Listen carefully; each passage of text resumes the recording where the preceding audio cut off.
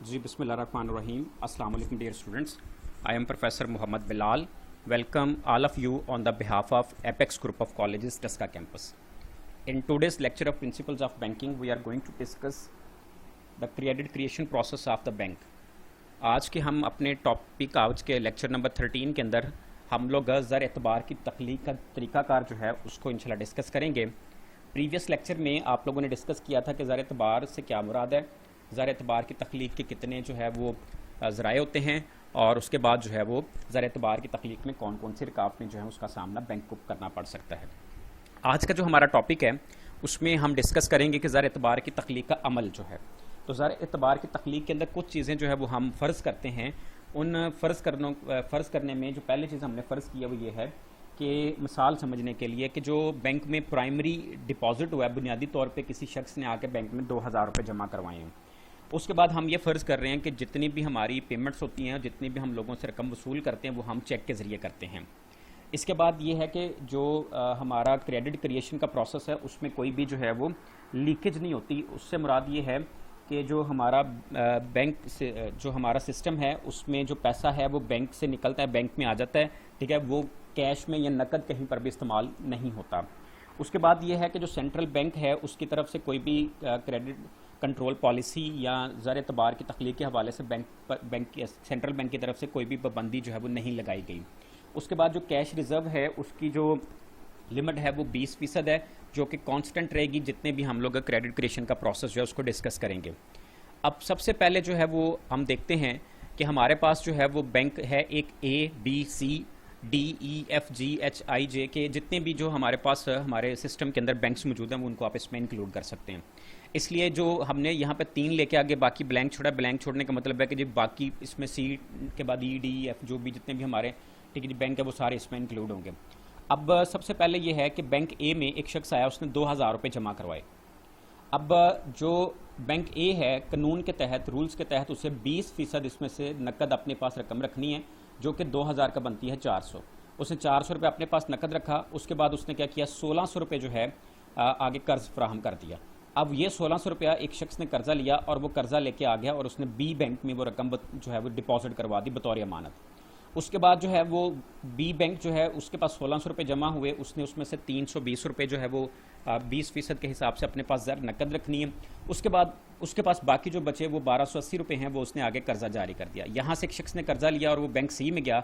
Bank सी में गया तो जब वो वहाँ पे 1280 रुपये जो है वो बने, तो 1280 रुपये जमा हुए, उसमें से उसने अपना 20% के हिसाब से 256 रुपये ज़र महफूज रखा और बाकी 1024 रुपये उसने आगे कर्जा जारी कर दिया। इसके बाद ये जाएगा बैंक जो है डी में, उसके बाद ई में, उसके बाद एफ में, उसके बाद सो ऑन करते करते करते जब तक ये ज़ीरो नहीं हो जाता तब तक ये प्रोसेस फॉर एग्जांपल चलता रहेगा। अब करते करते जब तक ये प्रोसेस, ये जो आपकी पैदाइश एतबार की सलाहियत जब तक ज़ीरो नहीं होगी तब तक ये प्रोसेस चलता रहेगा। अब उस लेवल तक पहुंचने तक जो कुल अमानतें बैंकों में जमा हो चुकी होंगी वो 10,000 रुपये जमा हो चुकी होंगी। 10,000 का 20% जो है वो बैंकों ने अपने पास ज़र नकद रखा होगा और उसके बाद जो है वो बैंकों ने उसमें से 80% जो है वो पैदाइश एतबार की होगी और इस तरह से 8,000 रुपये जो है वो आगे पैदाइश एतबार के तौर पर ज़र एतबार की तख्लीक में चला गया होगा। अब हम इसको 1 बाय 1 देखते हैं। सबसे पहले मिसाल के तौर पे हमारे पास आया बैंक ए में। बैंक ए में एक शख्स ने 2000 रुपये जमा करवाया, तो बैंक में जो 2000 रुपये जमा हुआ वो बैंक का बन गया एसेट।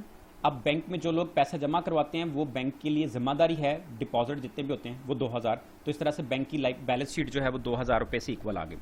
बैंक ने क्या किया, इसके बाद इसमें से आगे ज़ाहिर कर्जा जारी किया। तो किस तरह से बैंक ने किया, बैंक ने 2000 में से 400 रुपये अपने पास कैश रिजर्व रख लिया, बाकी 1600 रुपये बैंक ने आगे लोन दे दिया। तो बैंक जब किसी को लोन देता है तो वो बैंक का जो है वो एसेट होता है। बैंक में टोटल डिपॉजिट कितना था, 2000 में से 400 बैंक ने अपने पास रख लिया और 1280 रुपये जो बैंक ने आगे जारी कर दिए, ठीक है जी। तो इस तरह से जो है वो जो हमारा बैंक ए है उसका ये सेकंड जो फाइनल लाइबिलिटी है आफ्टर इशूइंग लोन वो 2000 रुपये और 2000 रुपये के साथ यहाँ पे इक्वल आ गई। नेक्स्ट बात पहुँची बैंक बी में। अब जो बैंक बी है वहाँ पे इनिशियली एक शख्स ने आके 1600 रुपया जो उसने बैंक ए से कर्जा लिया था वो जमा करवाया और बैंक में 1600 रुपये कैश आ गया और 1600 रुपये जो बैंक बी में डिपॉजिट है उसकी लाइबिलिटी कंसिडर होगी। अब बैंक बी ने क्या किया, इस 1600 रुपये में से बैंक बी ने 320 रुपये 20% के हिसाब से एज अ रिजर्व रखे और उसमें से जो है 1280 रुपये उसने जो है वो लोन के तौर पर जो है वो जारी कर दिए। अब बैंक में 1600 रुपया डिपॉजिट था, बैंक ने उसमें से 320 अपने पास से जो है वो रिजर्व रख के 1280 रुपये जो है वो आगे कर्ज जारी किया। तो इस तरह से ये 1600 रुपया जो है ये बैंक के पास जो है वो डिपॉजिट था और 1600 रुपया ही बैंक जो है वो आगे इसको कंज्यूम कर चुका है, जिसमें से 320 उसने एज अ रिजर्व रखे और 1280 रुपये एज अ लोन जो प्रोवाइड कर दिया। यहाँ से बात पहुंचती है बैंक सी में। बैंक सी में जो है वो 1280 रुपये डिपॉजिट हुए, ठीक है जी, जो बैंक बी से कर्जा लिया गया था, और बैंक सी के पास 1280 रुपये जो है वो कैश आ गया। अब बैंक सी ने क्या किया, उस 1280 रुपये में से 20% के हिसाब से जो है वो कैश रिजर्व रखा 256 रुपये, और 1024 रुपये बैंक ने आगे जो है वो लोन प्रोवाइड कर दिया। तो 1280 का जो डिपॉजिट आया था उसमें से 256 पास रखे और 1024 रुपये जो है वो उसने आगे लोन जो है उसको जारी कर दिया। तो इस तरह से जो हमारे पास ज़र एतबार है वो 2000 रुपये से शुरू होगा, ठीक है, और करते करते करते करते टोटल ये जितने बैंक्स में जाएगा, और जब तक आपकी जो ज़र एतबार की सलाहियत है वो ज़ीरो नहीं हो जाती तब तक ये प्रोसेस चलता रहेगा। तो इस तरह से टोटल जो है वो 10,000 रुपये का जो है वो ज़र एतबार जारी होगा।